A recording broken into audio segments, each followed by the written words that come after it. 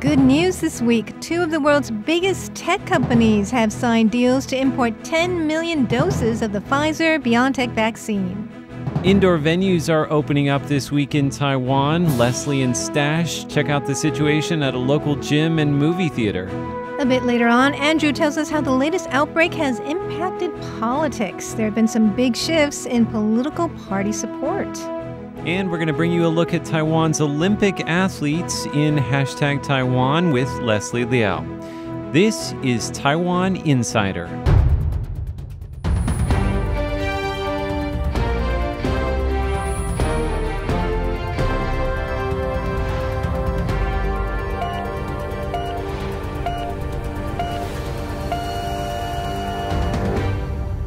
We have great news this week. The outbreak is subsiding and vaccines are coming in.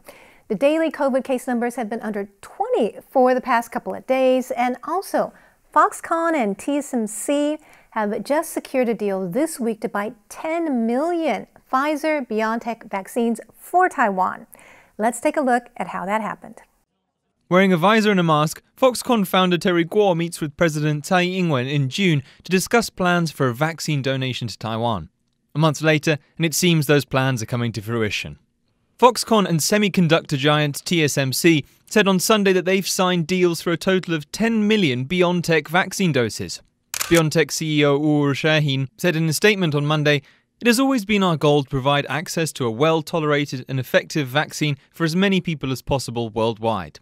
BioNTech is glad to be able to also supply the Taiwanese people with vaccines manufactured in the European Union." And details of the price per dose have also come to light. Reports say Taiwan's TTY Biopharm company was offered $31 to $32 last year, while Taiwan's health ministry discussed a price of $45 per dose. Foxconn and TSMC, however, say they've reached a deal for $30, plus an extra $3 per dose for storage fees. For 5 million doses, that means each company will pay $165 million. The vaccine doses will have special labels to differentiate them from the BioNTech vaccines produced in China. That's in order to meet Taiwan government demands. Now, we just have to sit and wait. It will take 6 to 8 weeks to get the doses ready, so they should arrive via DHL in September or October. The German manufacturers are handling delivery, so they shouldn't need a plane from Taiwan. Health Minister Chen Shizhong says you can store the vaccine at minus 70 degrees Celsius for 6 months. Authorities now say you can keep it at 2 to 8 degrees for 30 days, up from the original recommendation of only 5 days. That's according to new advice from the US Food and Drug Administration and European Medicines Agency. And it's good news for Taiwan, since only one company in the country has the right equipment for ultra-cold storage. With millions more doses on the horizon, things are looking rosy for Taiwan's race to get vaccinated. Taiwan has been under a soft lockdown for almost 2 months now, but on Tuesday, some of the restrictions were lifted at indoor venues and national parks. Let's take a look at how many people are venturing out. The Level 3 COVID alert is still on until July 26th, but some venues have opened up. People are relieved they can finally go outdoors. Parks and aquariums have reopened, but with restrictions like limits on the number of visitors.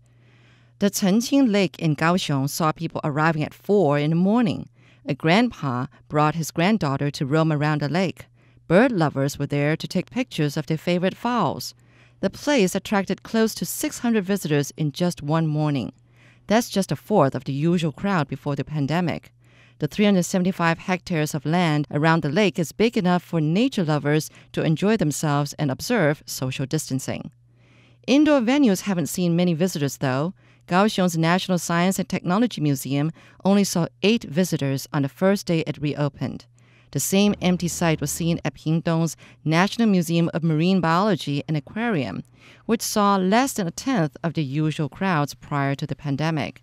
The outbreak is declining, but it may take a while before people feel safe about venturing to indoor tourist sites. Taiwan Insider Staś Butler and Leslie Liao also checked out the local gym and cinema. Let's see what they saw. We're standing outside a gym near Da'an Station. Now, it's places like this that have been allowed to open from Tuesday, July the 13th. We're going to go inside and see if things really are back to normal. We head downstairs, scan the government QR code, get our temperatures checked before going in to find a completely empty gym. We're the only people here aside from employees, and this is normally a busy spot. The receptionist tells me I should wear a mask and disinfect equipment after using it, and only 20 people are allowed in at a time. There's certainly no risk of us crossing that limit. I decide to go for a jog on the treadmill. It's not very enjoyable. I'd much rather not be doing this in a mask. Of course, I make sure to wipe all the surfaces down. I mean, that's just common courtesy. Gym staff tell me the busiest it got at peak time on Tuesday was only 8 people. So despite safety measures in place, it seems regulars at this gym in central Taipei are keeping clear. So I just got to the movie theater and it's relatively empty. Looks like movie theaters are open, but people are opting out.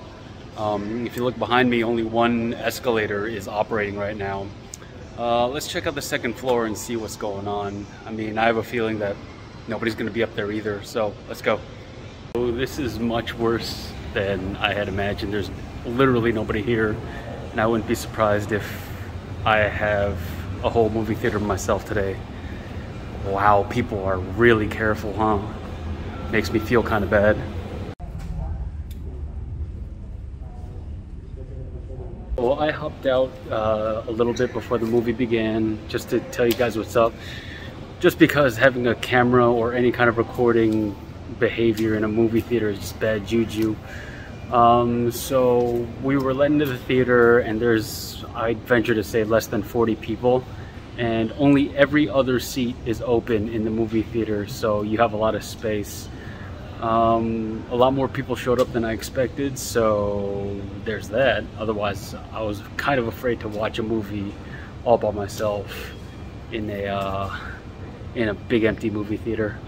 Next up on Taiwan Explained, Andrew Ryan tells us how the recent outbreak has affected political preferences in Taiwan.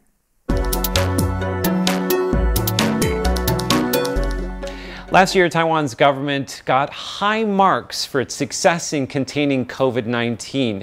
People were largely unified, and pandemic prevention was seen as apolitical. However, that's all changed as Taiwan deals with its worst outbreak since the pandemic began.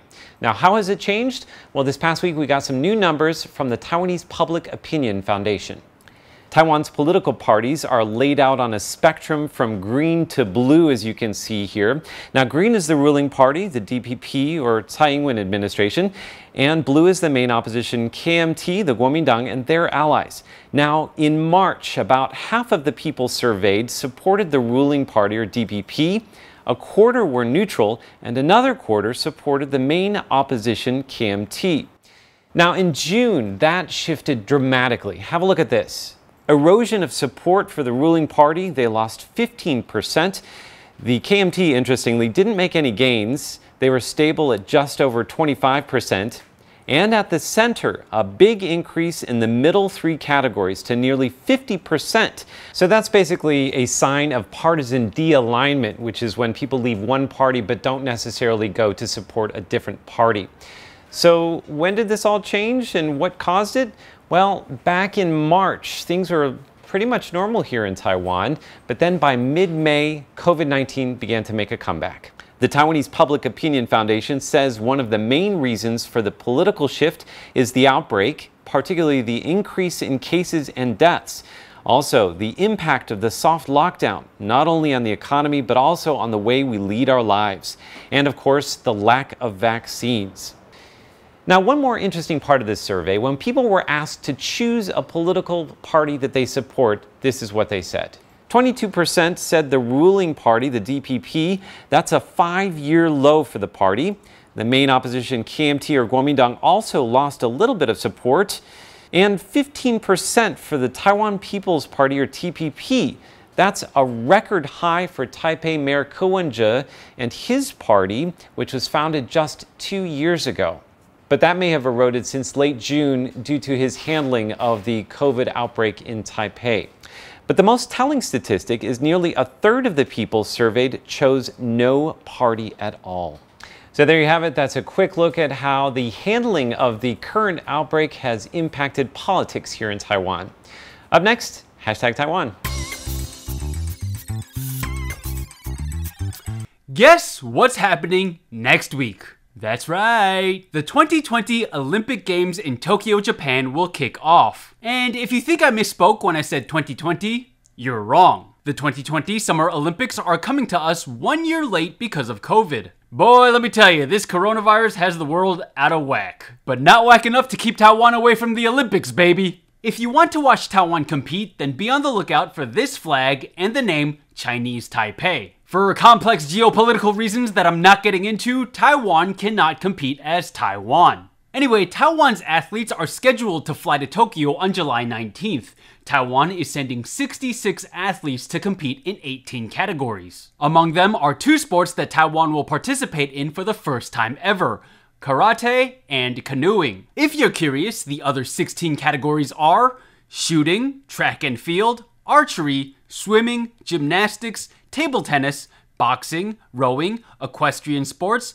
weightlifting, judo, tennis, badminton, taekwondo, cycling, and golf. Earlier this week, President Tsai attended a ceremony where she presented Taiwan's Olympic team with the country's Olympic flag and wished athletes and coaches good luck in their respective categories. The gist of her speech was, go kick some butt. But President Tsai also knows that kicking butt don't mean a thing if you can't do it in style. That's why she shared a picture on Instagram showing off Taiwan's Olympic athlete gear. The Chinese Taipei Olympic Committee Facebook page has also been getting people in the mood for the games. They're introducing Taiwanese athletes almost daily, and they've even come out with virtual athlete trading cards that, when put together, form the Chinese Taipei Olympic flag. Pretty cool. But what's even cooler is what we can expect from Taiwanese Olympians this year. Did you know the #1 women's singles badminton player in the world, Dai Ziying, is Taiwanese? And that's right, you guessed it, she's headed to Tokyo.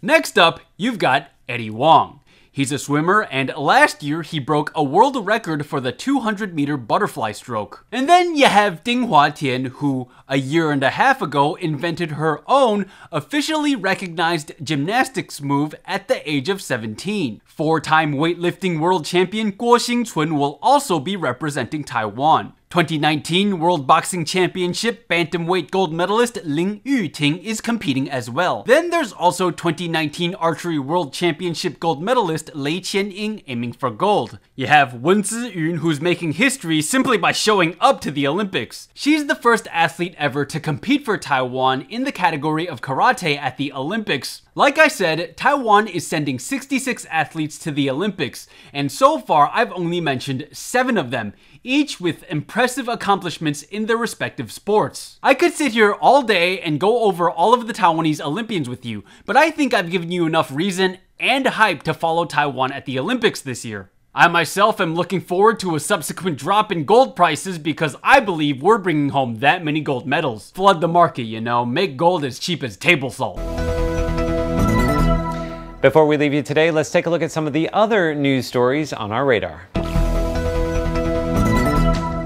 Taiwan has opened up COVID-19 vaccinations to all adult residents. As of this week, residents 18 and older can register on the government's vaccination platform. You can also let authorities know if you prefer the AstraZeneca or Moderna vaccine or are okay with both. Once doses become available, you'll get a text message letting you know that you can make an appointment. Japan has donated a 3rd batch of COVID-19 vaccines to Taiwan. This latest shipment of 1 million doses brings the total number of doses Japan has donated to Taiwan up to 3.37 million. The shipment is arriving on Thursday, the same day as 2 other shipments of nearly 1 million doses that Taiwan has purchased. In other vaccine news, Taiwanese Buddhist organization, the Tzu Chi Foundation, struck a deal with the government last Friday to represent Taiwan in negotiations to secure 5 million doses of the Pfizer-BioNTech COVID-19 vaccine. But the government says that it will be the last agreement of its kind to purchase the Pfizer-BioNTech vaccine. This effectively shoots down a plan by the opposition KMT to bring in an additional 5 million doses in conjunction with 4 county governments that the party controls. Baseball is back on. Fans and cheerleaders will be absent from stadiums, but the games are back on as of Tuesday, ending a 2-month hiatus brought about by COVID-19. Okay, final question today. What sport do you think you could win a gold medal in at the Olympics? Leslie? Now, I think the sport where I'm most likely to get a gold medal in is track and field, Because I was looking at the list of categories in the Summer Olympics, and there are a lot where you have to go face-to-face with an opponent.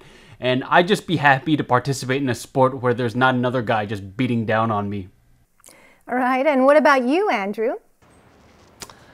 I think rather than telling you, maybe I should show you. Have a look at this.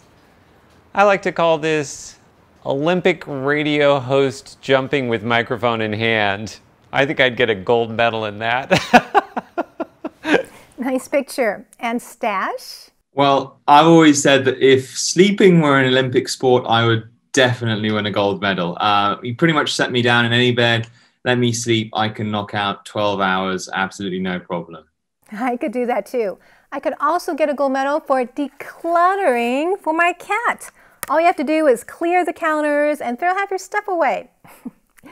Thanks for tuning in to Taiwan Insider. I am Natalie Tso. And I'm Andrew Ryan. We're doing a great job, Taiwan. Let's keep up the good work and see if we can get those cases down to 0. And I'm Leslie Liao. See you next week, guys. I'm Staś Butler, and I'll see you next week. Be sure to follow us on social media and leave a comment below. We would love to hear from you. You're awesome, Taiwan. Thanks for tuning in. See you next week.